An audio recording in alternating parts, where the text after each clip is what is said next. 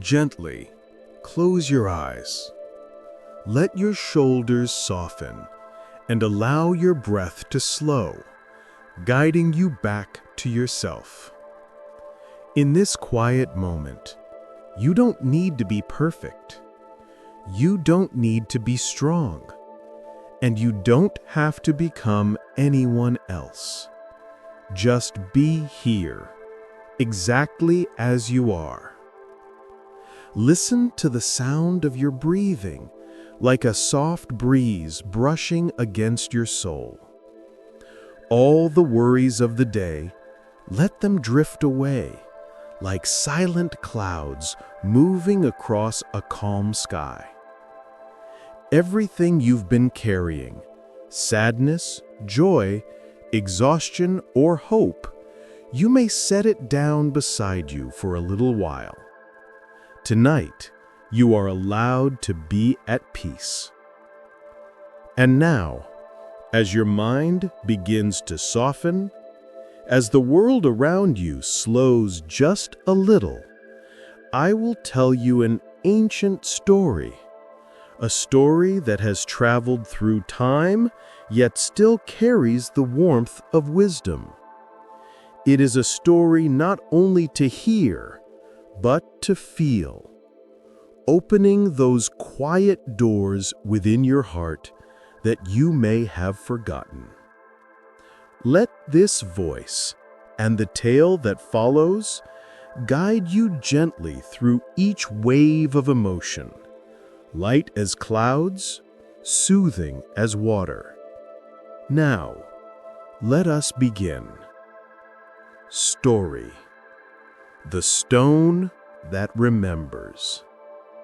Long ago, in the misty mountains where clouds touched the cliffs like silver veils, there stood an ancient monastery called Silent Peak Sanctuary. The place was known for its deep stillness.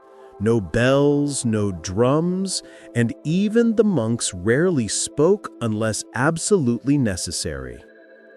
The one who maintained this tradition was Master Edwin, an elderly monk with calm steps and eyes clear as autumn water.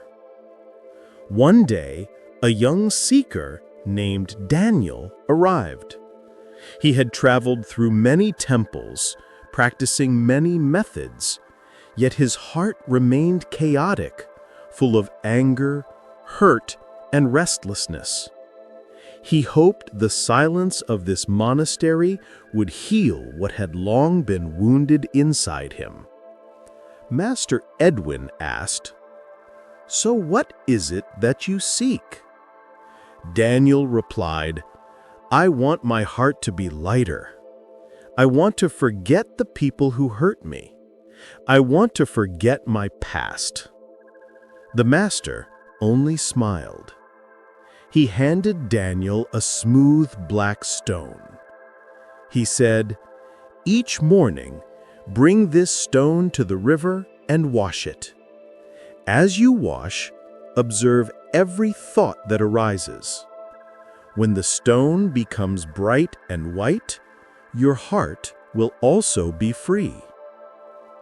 Daniel thought, "How can a black stone become white?" But he didn't ask. On the first morning, Daniel washed the stone in freezing water. As he rubbed it, the memory of a friend who betrayed him rose sharply in his mind. Anger filled his chest. His grip tightened. He scrubbed until his hands were red, but the stone remained dark as night. On the second day, another memory surfaced. A former teacher who humiliated him in front of others. Shame, heavy as lead, pressed on him. He scrubbed again, harder, yet the stone did not change. Day 3, day 4, day 10. Each time he washed the stone, old wounds resurfaced. Jealousy, disappointment, harsh words others had spoken to him, and the mistakes he still blamed himself for. It was as if every painful thought added another layer of darkness to the stone. After nearly 3 months, exhausted and frustrated, Daniel went to see the master.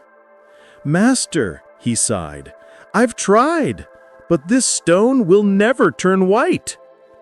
The master only nodded. Yes, because the stone is not meant to turn white. That task was never for the stone, it was for you. Daniel froze. The master continued, "Every day you washed the stone, you saw your own mind. The stone didn't change, you did. You discovered what wounds you carry. You saw what still binds you. That is the beginning of wisdom." For the first time, Daniel looked at the stone not with frustration, but with gratitude. "So, Master, how do I lighten my heart?" Master Edwin handed him a white cloth. "From today, do not wash the stone. Each morning, place on this cloth any thought that troubles you by naming it. A thought that is named cannot control you." Daniel followed the instruction. One day, he placed fear of failure on the cloth. Another day, he placed envy of others' success.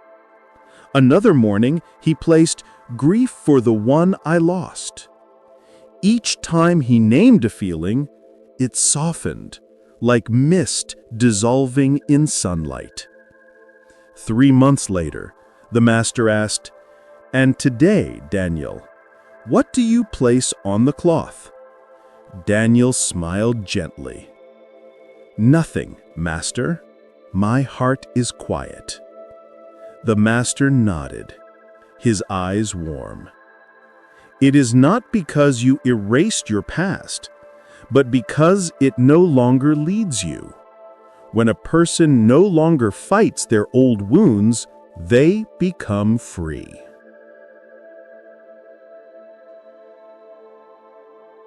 Story: The Soundless Bell. Long ago, in a vast plain where the wind blew fiercely year-round, stood an ancient monastery called Windfall Monastery. It was famous for one peculiar thing. Hanging inside the main hall was a massive bronze bell carved with clouds and wind, yet it had never been struck, not even once. Travelers often asked, why keep a bell that is never used? But no one knew. It was a tradition older than memory. One day, a young man named Louis arrived seeking training. He was intelligent and capable, but his temper was quick to flare. Even a careless word could irritate him for hours. He wanted to find a path that could calm the fire inside his heart. The elderly abbot, Master Rowan, accepted him and gave him an unusual task. Each morning, clean the bell in the great hall. Do it slowly, carefully, and observe your mind with every breath. Louis felt disappointed. Is this what spiritual training is, he thought? But out of respect, he obeyed. The first day, the bell's cold surface startled him. After a few minutes of cleaning, impatience bubbled within him. "Why am I doing something so pointless?" he muttered internally, but he kept breathing. The second day, when he reached the edge of the bell, he heard 2 monks whisper behind him, "He's given the simplest work because his discipline is weak." Louis heard it clearly. His chest tightened with burning anger. His hand gripped the cloth so hard it trembled, but he did not react. He remembered the master's words, "Observe your mind." Yet that night, he could not sleep. Days passed. As he wiped the bell each morning, countless emotions surfaced: pride, insecurity, jealousy, irritation, sadness. The bell made no sound, but it somehow awakened every sound of disturbance within him. After a month, Lewis went to the master. "Master, I don't understand. The bell is never struck. I've cleaned it for a month and nothing has changed." Master Rowan smiled. "Oh? Nothing?" He led Lewis back to the hall. "Clean the bell, as always." Lewis began wiping, but this time he noticed something remarkable. His mind was quiet. No irritation, no anger, no resistance, only stillness, so deep he could hear the rhythm of his own heartbeat. Master Rowan said softly, "Lewis, this bell does not need to ring. It exists to teach people to hear the sounds inside themselves." Lewis looked at him quietly. The master continued, "When you're angry, you hear anger. When you're hurt, you hear hurt. When pride arises, you hear pride. No sound in the outside world is louder than the noise inside your mind. A truly awakened person is not one who hears the bells outside, but one who hears the bell within." Lewis bowed. For the first time, he understood. He continued cleaning the bell for many more months, and one morning, in the cool early breeze, as he brushed his hand slowly across the bronze, his mind entered a stillness so deep that the entire world seemed to fade away. In that silence, he heard a sound. Soft as a breath, gentle as smoke, but unmistakable. Ding! He gasped. No one had touched the bell. The wind was calm. He knew instantly the sound had not come from the metal.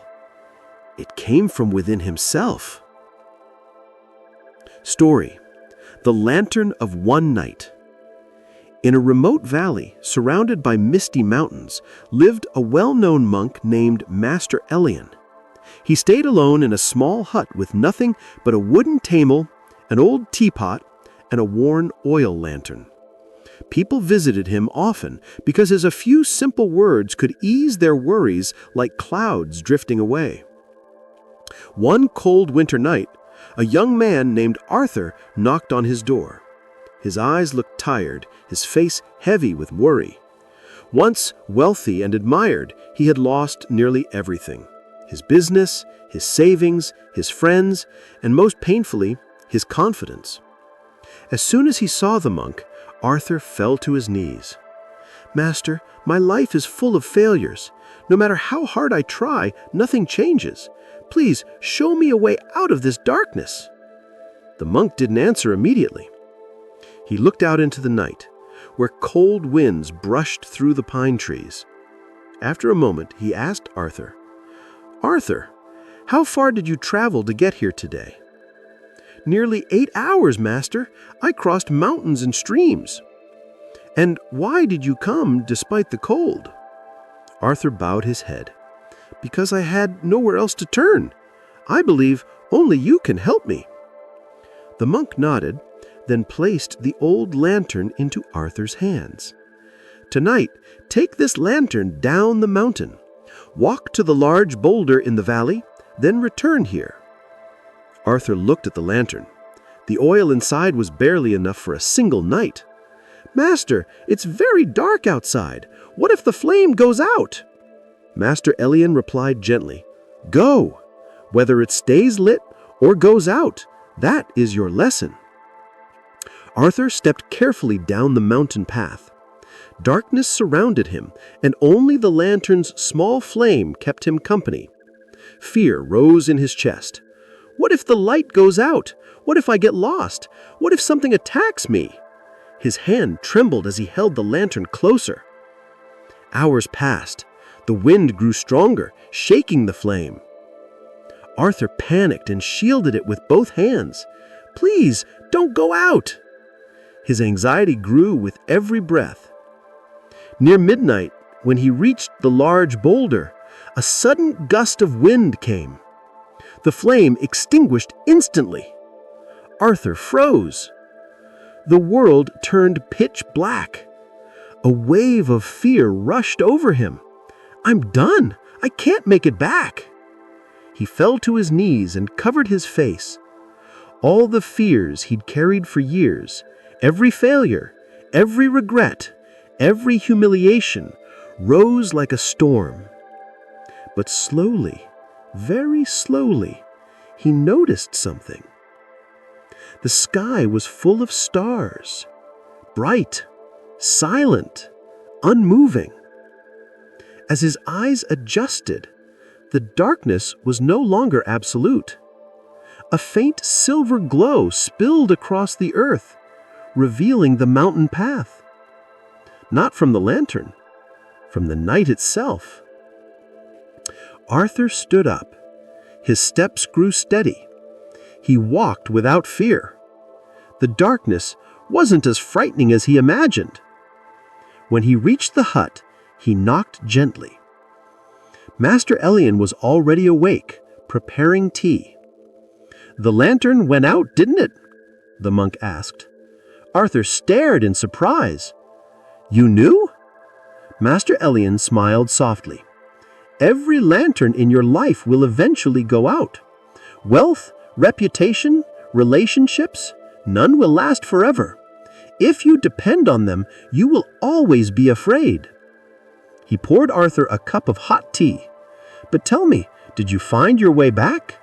"Yes, by the light of the sky." "Exactly," the master said. "When the lantern outside goes dark, only then can you see the light inside you.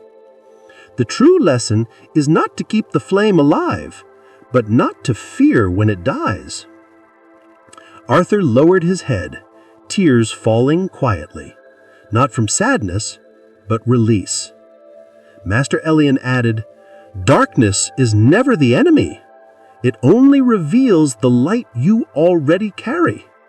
Trust your steps and trust the nights that life sends you." Story: The Shadow of the Lamp. In the ancient monastery known as Moonspire, nestled at the base of a forested mountain, lived a young monk named Landon. He was intelligent, sharp-minded, and blessed with an exceptional memory. He recited scriptures flawlessly, absorbed teachings quickly, and often impressed visitors with his knowledge. But Landon's heart carried a subtle pride, an eagerness to prove his understanding to others. Seeing this, the elder monk Master Hale decided to give him a lesson. He handed Landon a small oil lamp and said, "Go down into the cellar beneath the monastery. Tell me what illuminates the room." Landon nodded confidently. He went down the stone steps, holding the lamp high. The dim flame pushed the darkness back, revealing old crates, dusty jars, and shadows stretching long across the stone walls. He returned soon after. "The lamp lit the room," he declared. "It's simple." Master Hale said nothing but handed the lamp back to him. "Go again," the old master instructed. "This time find the shadow of the lamp." Landon paused. The instruction made no sense to him. Nonetheless, he returned to the cellar. He held the lamp up, searching the walls, the floor, even behind crates. The flame cast shadows everywhere, except from the lamp itself. He searched for long minutes, but the lamp's own body produced no shadow.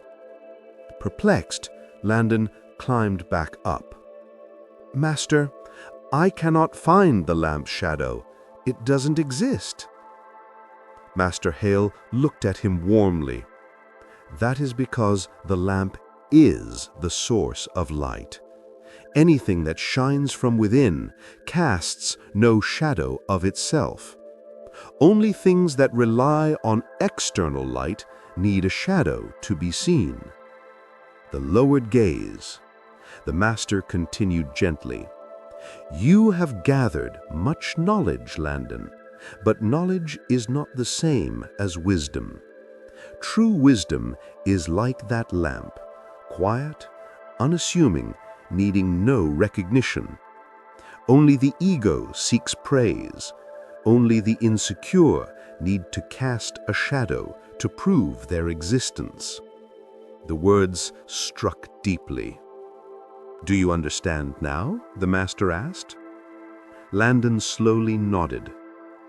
From that day on, he spoke less, listened more, and approached his learning with humility rather than pride.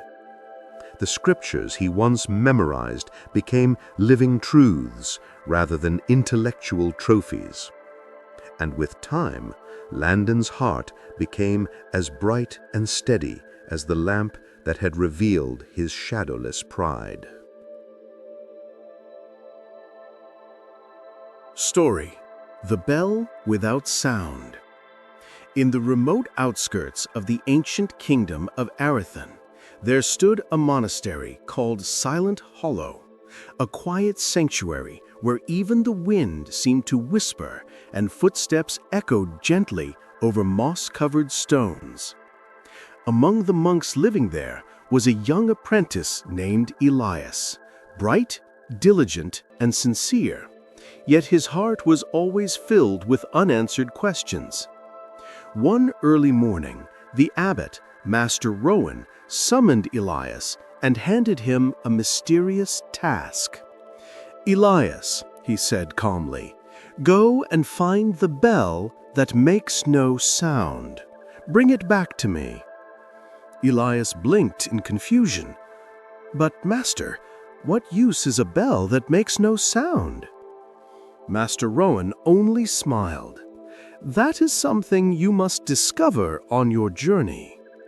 And so, with a mixture of curiosity and doubt, Elias set off. He traveled through fog-covered valleys and past the towering ancient trees of the Luvanorn forest, where sunlight often struggled to reach the ground.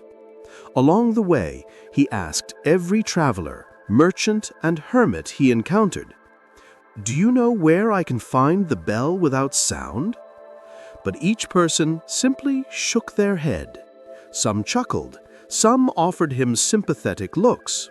Many believed he was chasing something foolish and imaginary. Days passed. Elias began to feel frustration creeping into his chest. On the third night, exhausted and dispirited, he found shelter in the humble home of a blind old man named Oliver. When Elias told him about his task, Oliver let out a soft chuckle. "I once heard a wise sage say that the bell you seek lies in a place where no one searches for sound." Elias frowned, puzzled. What does that even mean? Oliver simply smiled. "You will understand when you stop trying to understand." The next morning, the old man guided Elias to his doorstep. "Go to the Aria River, sit by its shore. Do not search, do not expect, just listen." Elias did as he was told. He found the river, its waters slow, clear, shimmering like a mirror. He sat on a stone by the bank, holding his breath, focusing intently, determined to hear something extraordinary. 1 hour passed. 2 hours. Nothing. He clenched his fists in irritation. "This is pointless. How can a soundless bell exist?" Frustrated and exhausted, Elias finally gave up all effort. He allowed his thoughts to drift away, letting go of the need to achieve, to find, to prove. He simply sat. He breathed. He listened, not to find anything, but to be with what was already there. And at that moment, something remarkable happened. A profound silence settled over the world. Not ordinary silence, not the absence of sound, but a deeper, living stillness. It felt as if the universe had paused, holding its breath. Elias felt his chest open, his mind lighten, as if the silence itself were ringing like a bell struck inside his heart. It wasn't a sound made by air or metal. It was a sound made by clarity. His eyes widened. He understood. This is the bell without sound. When Elias returned to Silent Hollow, Master Rowan was waiting calmly, as though he already knew the answer. "Have you brought the bell?" the Master asked. Elias bowed deeply. "Master, I carry nothing with me, but I have heard it." Master Rowan nodded with gentle satisfaction. "A bell does not give wisdom through its shape, but through the awareness of the one who listens. When your mind becomes still, even silence becomes a great teacher." Story: The Spring Without a Source. High on the mist-covered peak of Mount Farron stood the ancient monastery known as Windvale. The wind there moved in a peculiar way, never harsh, never loud, but soft and melodic, as if carrying forgotten songs of the earth. Among the monks who trained there was a young apprentice named Adrian, who spent his days studying meditation under the guidance of the elder monk, Master Kale. Adrian practiced diligently, yet one question endlessly troubled him. Where does inner peace come from? No matter how many scriptures he memorized or how long he sat in meditation, he felt that something essential still eluded him. One autumn afternoon, as golden leaves drifted across the stone courtyard, Adrian finally approached his teacher. "Master, where is the origin of peace? How do I find the root of serenity?" Master Kale studied him with gentle, distant eyes. "If you truly wish to know the origin of peace," he said, "go and find the spring without a source on the eastern mountain. When you find it, you will understand." Adrian frowned. "A spring? Without a source, Master? How can such a spring exist?" Master Kale simply smiled. "Go and see for yourself." So Adrian set out early the next morning. He followed narrow mountain paths, past groves of ancient bamboo, and climbed steep rocky slopes. The wind grew colder as he ascended, but he pressed on, knowing that his master never gave meaningless tasks. After several hours, Adrian heard the faint sound of flowing water. He followed it until he reached a narrow ribbon of a stream gliding gracefully between stones like a silver thread. He knelt beside it. The water was so clear he could see the pebbles at the bottom. But what astonished him was this: the stream had no visible beginning. No waterfall, no bubbling spring, no crack in the stone leaking water. It simply flowed. He followed it upward, searching for its origin, and finally he realized there was no perceivable starting point. "If there is no source," he murmured, "how can the stream exist?" He sat down beside it, puzzled. The wind rustled the leaves, sending ripples across the surface. Then, quietly, something inside him shifted. He suddenly understood. The stream did not ask where it began. It simply flowed, because flowing is its nature. Its existence relied not on a fixed source, but on its movement in this very moment. Adrian felt something loosen inside his chest. He realized that searching for the source of peace was like searching for the source of water in a stream that was already flowing before his eyes. Peace has no external origin. Peace appears when we stop searching for its origin. Peace is the natural state of a mind that is present. With this realization, Adrian bowed to the mysterious stream and made his way back to the monastery. Master Kale was waiting for him. "Did you find the spring without a source?" he asked. Adrian nodded. "Yes, Master, and I understand now." "What have you understood?" Master Kale inquired. Adrian replied softly, "Peace does not begin anywhere. It requires no cause, no achievement, no condition. When I stop chasing, grasping, and demanding, peace naturally reveals itself, like that stream. It exists simply because it is." Master Kale placed his hands behind his back and smiled. "Good, Adrian. You have seen what many fail to see in a lifetime. Peace is not something to seek. It is something to return to."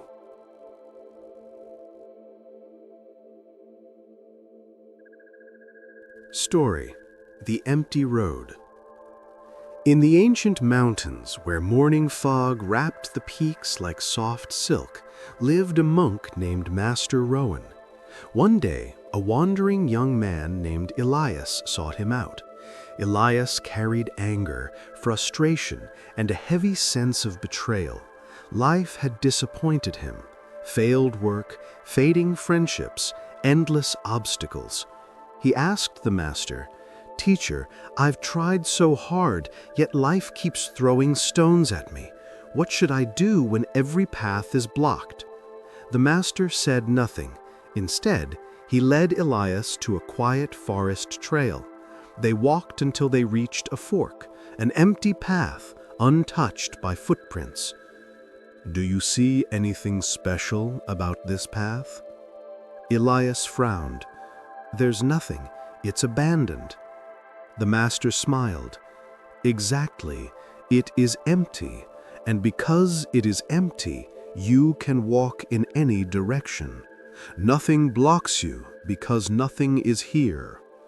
Still confused, Elias watched as Rowan brushed dust away with a twig. "Elias, every time you say every path is blocked, it is only because your mind is full of complaints, expectations, and conclusions. A full mind creates a narrow world. An empty mind opens infinite roads." He pointed gently at Elias's chest. "You carry too much: anger, blame, self-pity. These are stones in your pockets. They make you believe the world is heavy." Elias whispered, "I don't know how to put them down." Rowan shook his head. "You don't put them down. You simply look at them. When you feel anger, ask, who is holding this anger? And if you look deeply enough, you will see no one, and the anger dissolves." Elias turned to the empty road. For the first time, he felt spaciousness inside his chest. "Master, the blocked road has always been inside me, hasn't it?" Rowan smiled softly. "Yes. When the mind is empty, even a mountain becomes a path." Story: The Soundless Bell. On a cliffside temple surrounded by clouds lived the calm and gentle Master Alden. One day, a young woman named Lillian visited him, burdened by the expectations of others. She confessed, "Master, I live constantly fearing judgment, afraid to disappoint, afraid to be wrong. How do I live without being controlled by other people's opinions?"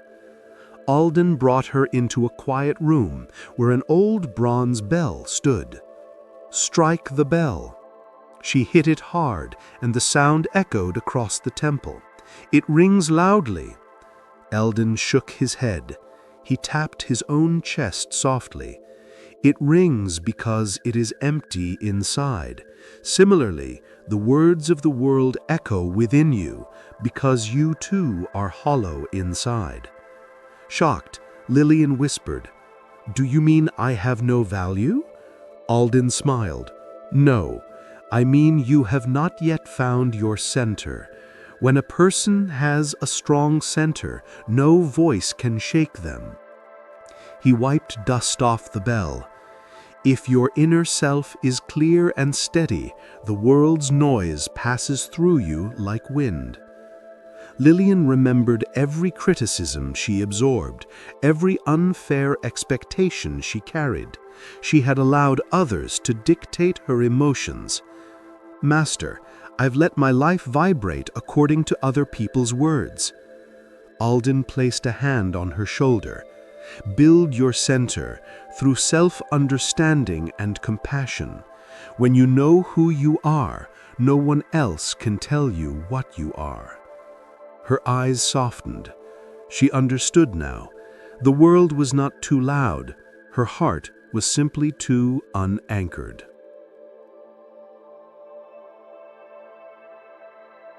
Story: The Last Sip of Water.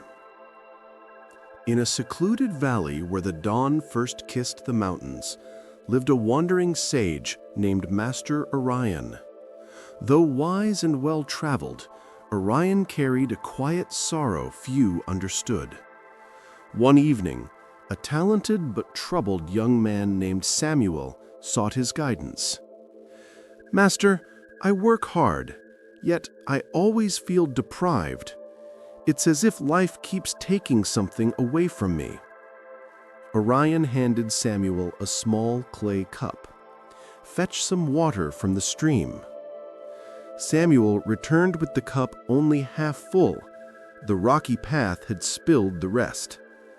"The road was rough, Master." Orion drank a small sip from the cup.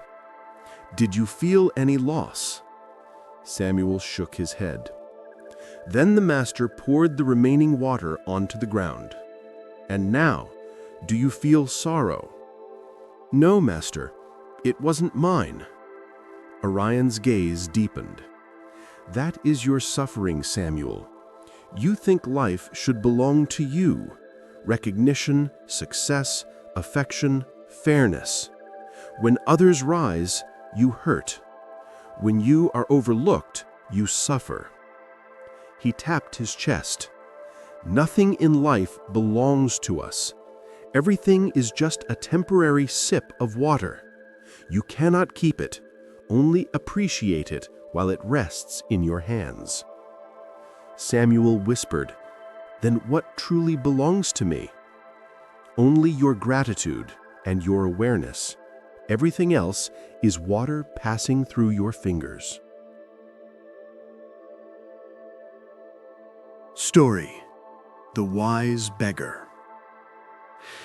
In an ancient countryside stood a wealthy yet cold-hearted village. At its gate lived an old beggar named Benedict, always smiling, never complaining. One day, a young monk named Louis passed by and offered Benedict a bowl of rice.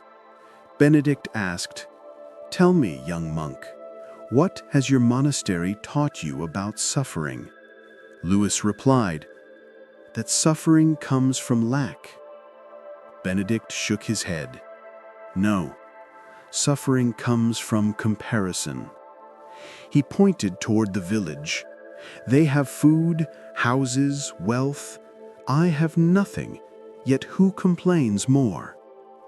Lewis quietly answered, "Probably them." Benedict smiled. "Exactly. I suffer little because I need little. They suffer much because they believe they deserve more." Then he handed the rice back to Lewis. "Eat, young monk. You gave me rice, I give you wisdom. That is fair." Lewis sat beside him and whispered, "How do I stop comparing?" Benedict replied softly, "By looking inward, not outward. When you see who you truly are, you realize life owes you nothing, and no one has more than you." And now, we come to the end of our journey together, a journey through ancient tales, quiet wisdom, and the gentle echoes of the inner mind. Whether it was the empty road, the soundless bell, the last sip of water, or the wise beggar, every story has been pointing to one place, again and again: your own heart. We've learned that suffering does not come from the world outside, but from the weight we carry within: comparison, anger, expectations, attachment, and the fear of being unseen. And we've also discovered that peace is not something given to us. Peace is something we step into when we loosen our grip, look deeply, and return gently to ourselves. From all these stories, a single truth appears. When the mind is empty, paths open. When comparison stops, everything becomes enough. When we cling to nothing, nothing can be taken from us. With a strong inner center, even the loudest voices become wind. And with gratitude, even small moments become miracles. These stories were never meant to be remembered, but to be felt, as a soft lantern lighting your way. So as this moment of storytelling comes to a close, may your heart feel lighter, your mind quieter, and your steps a little freer. And may you carry this awareness with you to bring peace not only into your life, but into the world around you.